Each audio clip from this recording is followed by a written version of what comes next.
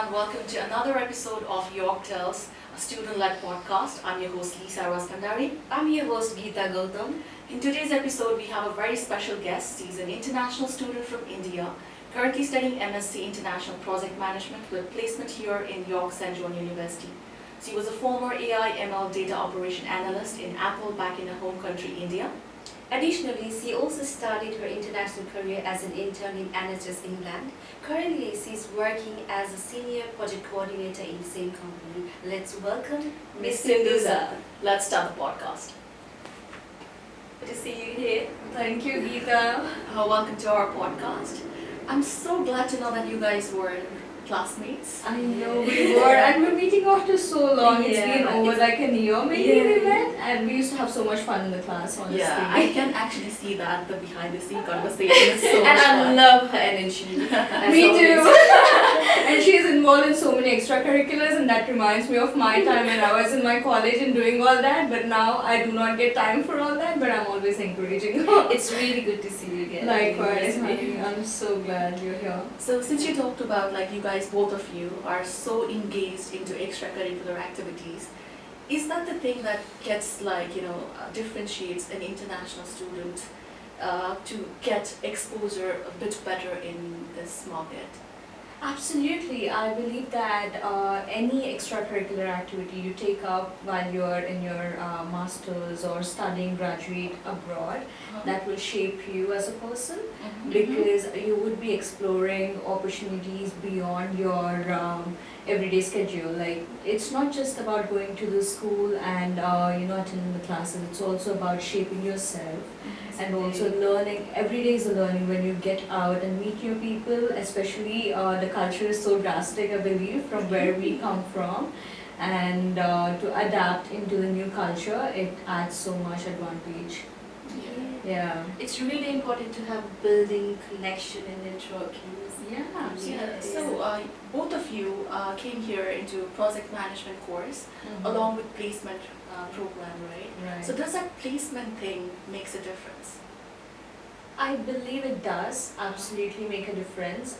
First thing is it adds up some time to you. Soon after you graduate, even before you graduate, like once you finish your study for a year, then you get like 1 year of time to explore your opportunities and see like what is fetching you more options and opportunities for your future career goals. So you can take that year not just as an experience year, but also as something where you're doing some trial and error. Yeah. So it definitely helps a lot. So Yeah. could you please tell us more about your internship journeys? How did you find working as an intern and working as a full-time? Yeah, sure. So I started my career as a part-timee when I was a student in 2023. I joined for September intake, and I started applying as soon as I landed here. I got my phone number and I started applying for any roles that was welcoming students. So I started by applying off to NHS because I heard from a lot of people that I connected online. They told me that NHS gives opportunities to students, especially international students, and you can find some part-time roles.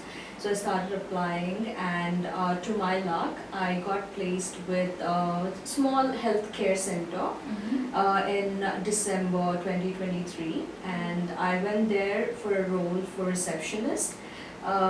So I was allowed to work 20 hours, so I went there for an interview. And to my luck, there were like 3 people who were taking my interview, along with the practice manager, the team lead, and another manager.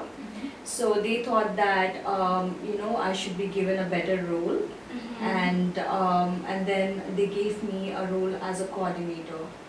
So Amazing. yeah, so in my interview, I think they liked the way I turned the interview around, and they were pretty impressed to give me that specific role. It's called PCN coordinator, and I was so happy because it was aligning with my project management course as well. Yeah, definitely. So yeah, so that's how it started. That was my part-time role, and then again, my challenge was to find a full-time role when my course was ending in September 2024, and then I had to find a placement role where I'm suiting all the roles and responsibility for that particular full-time job. And I raised the request with my current company back then, saying this is the requirement and I need to find like these many hours.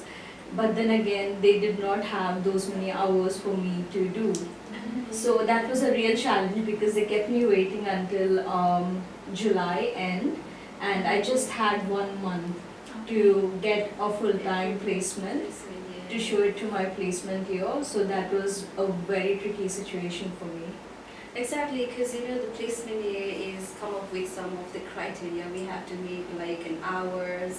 Absolutely. Yeah. So challenging. yeah, so that's when my panic mode started. I started connecting with our SOSA ma'am, SOSA ma'am was there to help me, and she told me like how many hours I can look at.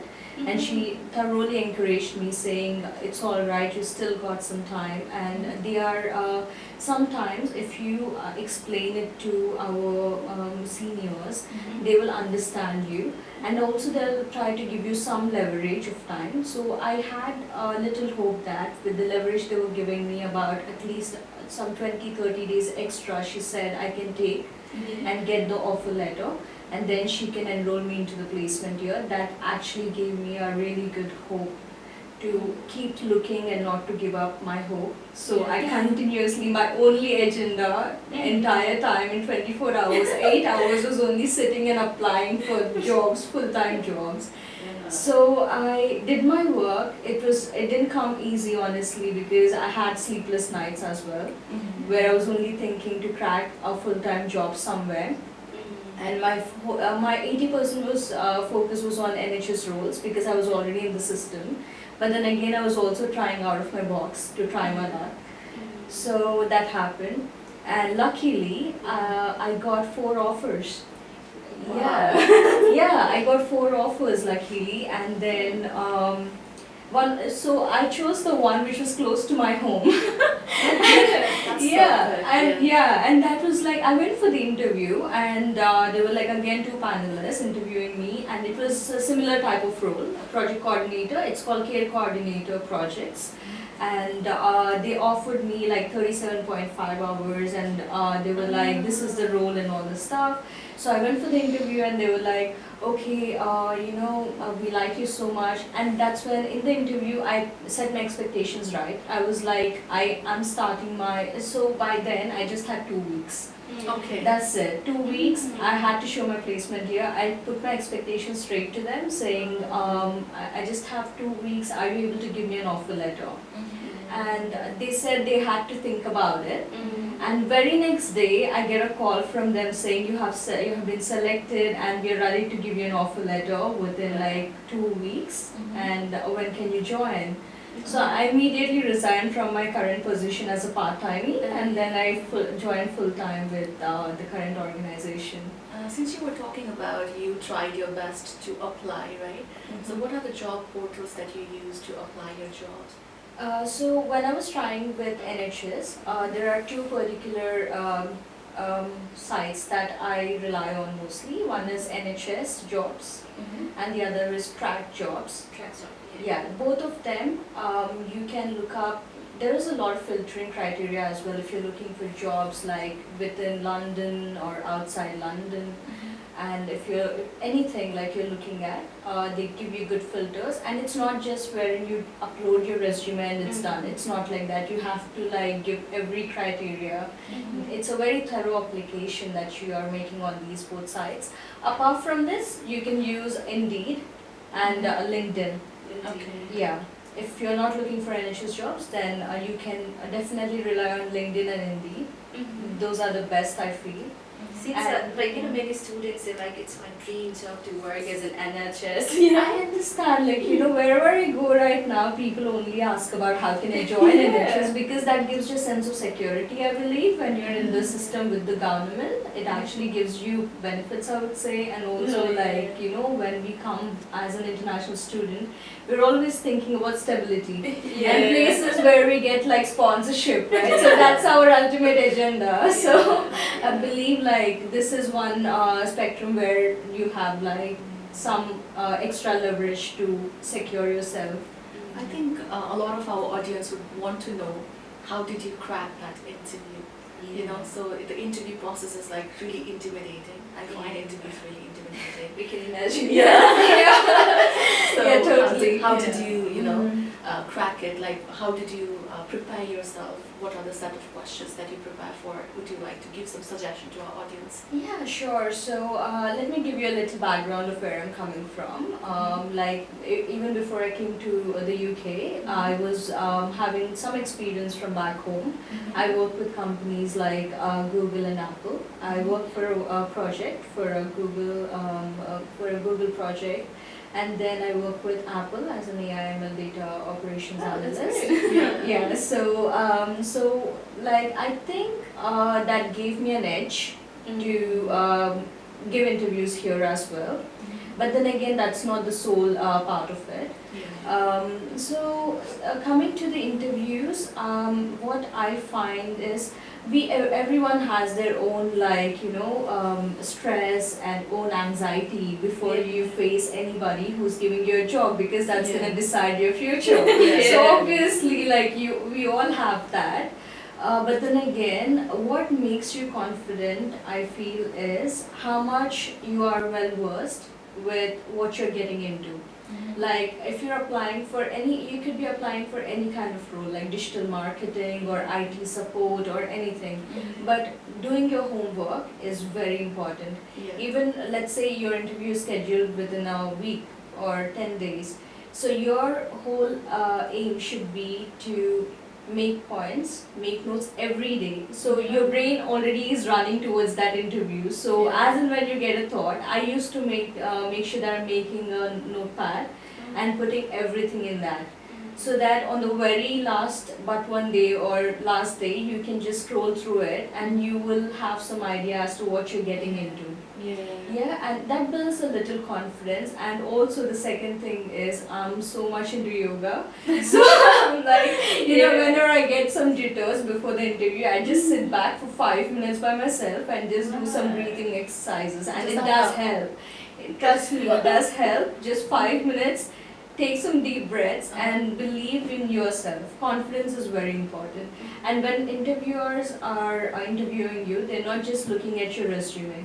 You need to be so sure about yourself that because nobody else can tell your own story. Only you can tell your story in a better way.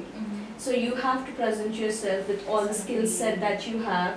They're not just looking at your qualifications, they're also looking at your personality.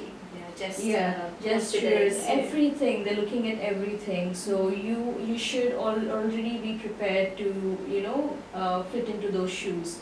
So all this doesn't come overnight. Obviously, you have to put in some self-effort, practice in front of a mirror, I would say, even before going for the interview, like a couple of days before, start practicing in front of the mirror. It builds your confidence and things like that. I would also like to add something in regard to interview process, the many students can resonate, can relate that, like imposter syndromes, fear and anxiety, that we can use some tips from yoga or something like that. I'm going to use that. Breathing exercises. And you can also type in YouTube 5 minutes breathing exercises, and there's so many videos you can go through. And I believe that I used to take some online classes back home for yoga. And so many people used to give me a feedback that literally helped them. People with anxiety and people with depression. So my own trick was to tell them to sit back before you go to bed. Just sit back and relax for 10 minutes and just like my work. It's not exactly about self-talk. It's mainly to be in your own state of mind. Exactly, state of mind. And also your mind is always thinking. So when you sit in a relaxed position, close your eyes, take deep breaths, you will find grounding for yourself. So do that 10 minutes every day, and if you do complete a 21-day cycle, you will find that it's actually helping somewhere. Okay. Yeah. So about the interview process, Geeta, I just want you to, like, we gave one mock interview which happened recently in our In university. job fair, right? Yeah, in job fair we were volunteering and we got an opportunity to participate in that mock interview. So over there, what I could find out was the mock interview questions were specifically more about star module, and it was more about talking about our personality. Is that what happens in the real job interview as well? Absolutely. So, as I mentioned earlier, when an interviewer is interviewing you, they've already seen your CV. Yeah. But for now, for them is to judge you as a person. But that shouldn't be panicking you, because people are interviewing you for a certain type of role, and for them they come with a different set of perspective as to what they want in that particular candidate. So they're trying to find if you fit into that category. So absolutely, like you can, as I mentioned, like some earlier work. So I think it's more like a situational question. Right, situational based questions. Yeah, true. Yeah. And also, when I just searched about CV making and all of that, in UK, I heard this term ATS friendly CV. We need to make our CV according to that. So do you have any suggestion on how can we tailor our CV properly so that we can actually land up to a very good job? Yeah, so these days I believe like ATS has been in vogue. I would say like everybody is like ATS is rejecting my application and all that. But I personally believe that ATS does have some kind of influence. But then again, it's not always ATS which is checking your resume.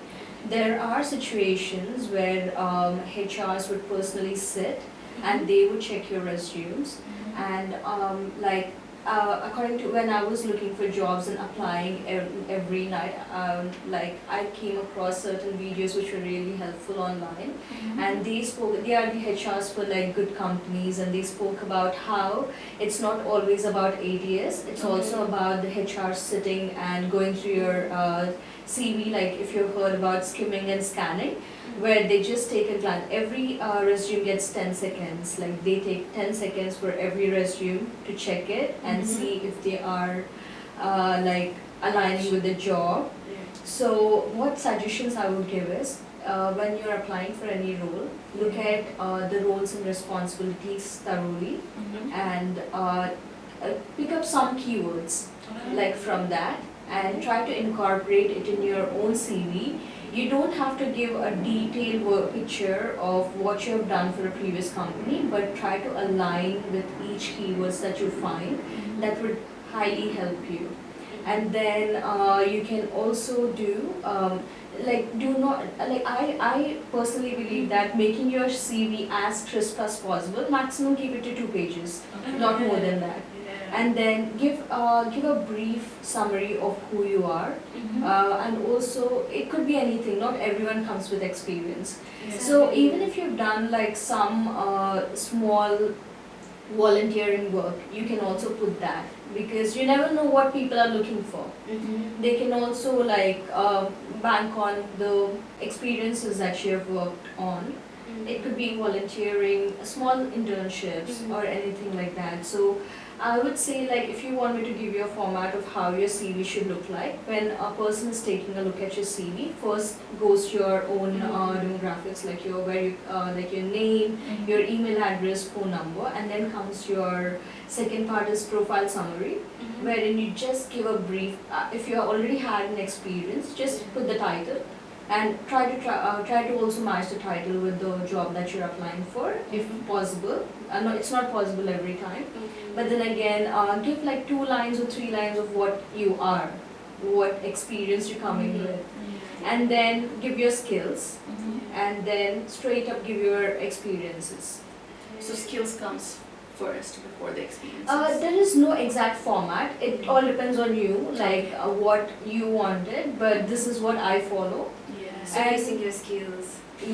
Skills, because that shows like what you are equipped with already, and then when you go into your experiences, and try to keep the gaps minimal. Like if you have any gaps in your let's say resume, like experience, Yeah. make sure to give a one-liner at least as to what you have done in that gap. Okay. Like as I mentioned, when I was doing my research before applying for jobs, like people were talking about HRs, especially they were talking about how gaps can make a difference. Yeah, so having some gaps in your CV is all right, but you need to just tell them, Justify them. justify it, just like what you have done. Like a one-liner is enough. Mhm. Yeah. And also you mentioned about like the students have different experience, and sometimes the students come up with no experience. So how would you take as an advice? What would you give an advice for those students? Like if people generalize like the people who have more experience got a job easily, so the students who don't have experience was difficult to get a job. So how did you? Right, so the thing is, I would say when you come as a student and you have 20 hours in your hands, so you need to work as something. It could be anything. You can work in retail, you can work in any other sector, that's fine. But work as something, do not waste those 20 hours. Yeah. Even if you have little experience, just go on and put that on your CV. Right? It's like an internship can help, like might be Yeah, any volunteering work Volunteering, also yeah, it would help as well, honestly. And also, like, I feel like there's so many companies which are welcoming students for their internships and summer internships. So start looking for it 3 months prior Okay. and 6 months prior. There are companies hiring like these many months before. So do not waste your time. If you're a student, your job search should be like a part-time. Yeah, at least like sometime in a day, like you have to. Because take we have a habit of procrastinating everything. So like at the end of the yeah, moment. yeah. So like take it as a challenge for yourself, because students already are so, I feel like they're so smart and wise because they've already taken a step forward to come to another country to study. So you're already halfway there, and halfway only comes with how much work you're putting into yourself. Yeah. And we are competing with home students at the same time. Exactly. So, like, if you're in the UK, especially if you're based in London, competition is so high. Yeah. So, if you want to crack a good job and be on par with the competition, then you need to do some groundwork.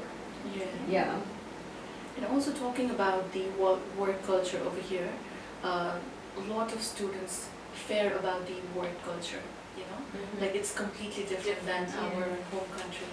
Yeah. So like since you were working in your home country as well, now you have started your international career, what do you think? Is there So a what do you huge find the difference? Yeah. There is a drastic difference. So, though I work with multinational corporations, I did not have the exposure that I'm getting to have here. I would say the first thing that amuses anybody is culture shock. Like when you come to Western countries, absolutely it will take some time for anybody to settle in and feel like home, and we're still in that process. So I feel like my personal experience where I work currently, I'm the only immigrant there. So I'm the only one on student visa.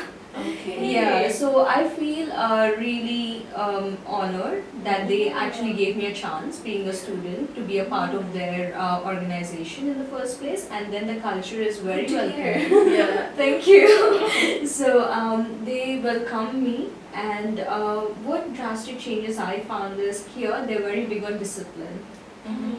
Yeah, so where I come from, the previous companies I work with, they were pretty chilled out, I should say, like, they were like very casual, but when it comes to like NHS jobs, mostly I feel, like they are very big on your punctuality, your discipline, and things like that. So you're also looking at these things can make a difference for you to get promoted, and also for anything that should be worked on. Yeah. So we want to dive more into NHS now.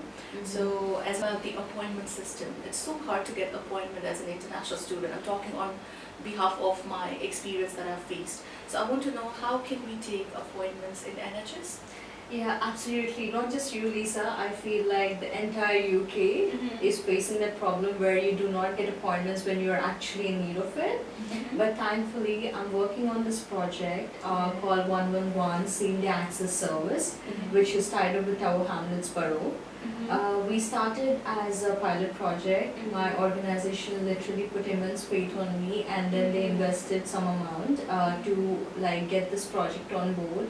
And we started as a 3 months project, wherein if your GP is running out of appointments, then if your symptoms are really severe, then you can directly call 111, and then you can get an appointment within your borough.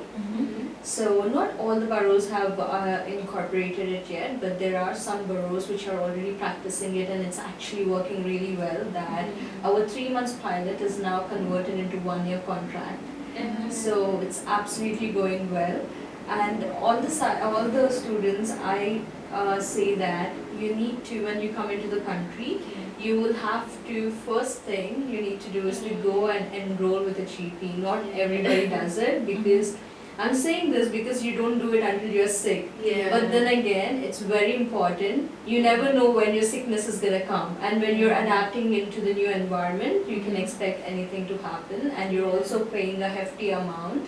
So in the first month, just look up for nearest GPs on NHS site and enroll yourself. Right? So yeah, and if you're not getting an appointment with the GP, you can always go to A&E. I understand that the wait time is 5 hours minimum or 4 hours, but then again, do not hesitate to walk into any of the nearest hospitals, and they will give you, they will make you wait, but then again, you will not be alone for those 5 hours. There will be someone checking on you like a nurse. So take use of it, take advantage of what you're paying for, I would say, yeah. And also one benefit I want to add, if at all you happen to work with NHS, you can get a reimbursement of your IHS fees. So it's like free for you. So can you please explain that? So if you're employed with NHS, so it's an employee benefit that you will get your money back. So whatever you have paid. Yes. Oh my God. Yeah. That means we should have started our career. So I think that's what people are very keen on coming into NHS. Yeah, because that's a perk, and I'm so glad that I could get like at least my 2 years of IHS fees back. Yeah, That's super amazing. Yeah. So those students who are trying to come to UK, try to apply to NHS. Yeah, exactly. And I really like the concept of your project, that you are leading that project as a 1 year contract, right? Right. That's a very good idea, right? Yeah, I'm like the project lead for SDA PCN9 network for Tower Hamlets, and like it's going absolutely well, I should say. People are so thankful that they're getting to see a GP within 24 hours. Yeah. That's amazing. So we want to know about the learnings that you have, inculcate in this UK, whatever you, like it's been around like 1.5 years that you've been here? Up to 2 years. 2 years. Yeah, 2 years. Time flew by, honestly. I don't feel like, I just feel like I've come here yesterday, especially when I enter the university. I'm like, I was just here yesterday, but it's been 2 years. I feel like it's every day has been a learning for me. And if I go back 2 years, it started with, we came in winters. So when it was getting dark at 3 p.m, I was like, what's happening? And then like winter depression strikes, and then you're like trying to figure out. So that's the culture shock you have, and environmental shocks you have in the beginning. But I would say if you make use of this country in a right way, then it has so much to offer you. Just don't be confined to just going to the university, but then also explore your opportunities. You should be very big on networking. I believe that every student should network. That should be like at least very frequent throughout your tenure of like 2 years. You never know what kind of people you're going to meet, because there are people who are willing to help as well. Because they have also been through the same journey like you. So I was connecting with anybody and everybody whom I thought like would be useful in my career journey. I was connecting not only just on LinkedIn, but also there are certain groups on Instagram that you can like go forward, like London groups, student immigration groups and things like that. And you can approach anybody, like if you're being polite enough and if you put forward what you're looking for, they would definitely, like, you know, some, if you're contacting about 10 people, at least one person would get back to you, and you never know what kind of advantage you can take from them. So make use of your resources, I would say. Resources, reference. Yeah. References are very important in this country. I feel like as much as you're applying for jobs, not just like, not everybody can crack it, direct route. Sometimes references and sending them your CV personally can also help. And also coming to the CV part, cover letter is also as important. For like, let's say if you're aiming for good graduate roles, then I would say whichever company you're applying for, do some research and write a cover letter. Don't keep it like pages and pages together, just keep it very brief to like one page. And just make sure that you're mentioning what you are good at and what you're looking forward to and how can you be of help in that company or in that role.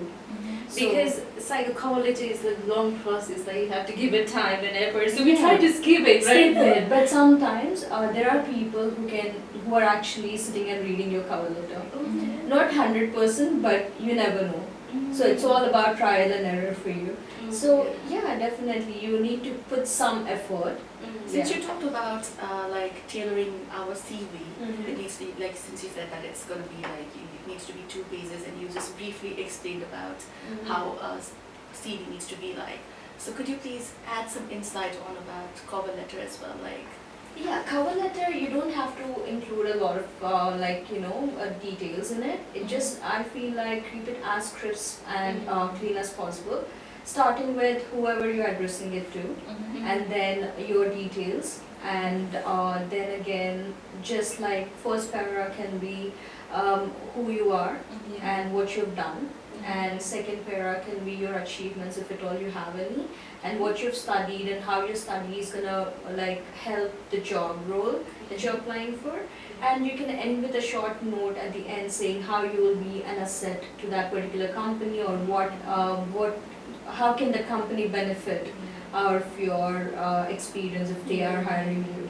So just keep it as simple as possible, because anyway you give all the detail in resume. Yeah. So That's super amazing. Like, I've learned so much of things today. From Thank you NHS so much, to, you know, the CV tailoring and cover letter and everything. So we want you to give some insights or suggestion to international students, because I think students really panic a lot because of the environment change, work culture, and then cracking the interviews and everything. Especially for placement year students, absolutely. So what I would suggest is, I don't think you should worry about anything so much, because everybody is here. Like, if you like, recruiters are here to give you an opportunity, and there are so many people like you who are giving interviews who are also like going through the same struggle like you.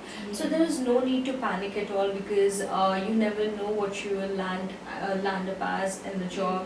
So like, it's okay, like it's being human, like, you know, going through all these emotions is fine, but again you need to think out of the box. You need to think like in a bigger perspective as to looking at your career, and do not like delve into like your own thoughts all the time, but just look at the bigger picture. Like, if you crack that interview, your life is gonna turn. So think about it in such way and prepare yourself before. Preparation will avoid all the conflict that you're going through. So that's gonna be helpful. What about like certifications and the skills that are really important in UK? Absolutely. So I missed on that part. Thank you for reminding me, Gita. So I feel like right now I'm also doing some certifications. I feel like we as the competition is so huge in the UK, certifications are very helpful. So as I'm doing project management, I'm currently also like taking courses to do PMP, and you can also do Prince too. So always try to equip yourself. I would say like certifications will only like add to your resume. So that's gonna give you big advantage. Do not waste your time. Like, take it like at least like good couple of years in the beginning. Like, try learning as many courses as possible. And they're gonna add to your resume for sure. Yeah, that's super amazing. So we have learned so much of the experience. Yeah. So the Thank very you first very thing that I'm much. going to do is, you know, register to my GP. That's what Please I'm do. doing. Yeah. And then, you know, First take thing. the new project that you are taking on. Like, we are so proud of you. Yeah, You've thank done you. so I'm much just doing amazing my bit. thing. And you know, like one very good thing that I've learned from you is that meditation. Meditation. I can see how calm and composed you are, and I think it's. I just love your energy, your confidence, like You're flattering. Yeah. Yeah. I think it's all the yoga that helps. Yeah. So we are doing that as well, Yeah. right? Yeah, it helps because we students are always like in a hurry or like Yeah. always doing something and always worried about things. Yeah. We forget Obviously. ourselves sometimes, you know. Yeah, that's But true. very important to be grounded. Yeah. So on this note, we come to an end of our episode today, and we have a small gift for you. Oh, that's great. Yeah, First of all, I so- would like to take this opportunity to thank you guys and thank YSG. Please guys, please utilize all the resources this amazing university is providing you. Everybody is thoroughly helpful. Do not hesitate to reach out to anyone. You can also reach out to me on LinkedIn. Like I can share my handle and you can put it up. Yeah, And yeah, also, sure, yeah. definitely. And yeah, like do not hesitate to network. Yeah, sure. Thank you so very much. Thank you, Lisa and Gita, for inviting me today. Thank you. Here's a small gift for you. Oh, that's and thank you so much for accepting our giving your time. invitation. Oh, that's really sweet of you guys, honestly. Yeah. Oh, such a Christmas tree. Thank you. Merry Christmas in Merry advance. Christmas, Lisa. Merry Christmas, Gita. Thank you. Thank you Appreciate so much. this. It's chocolate for the baby. Oh, thank you. Yeah. Okay. Can we take a picture? Yes. I'm so happy.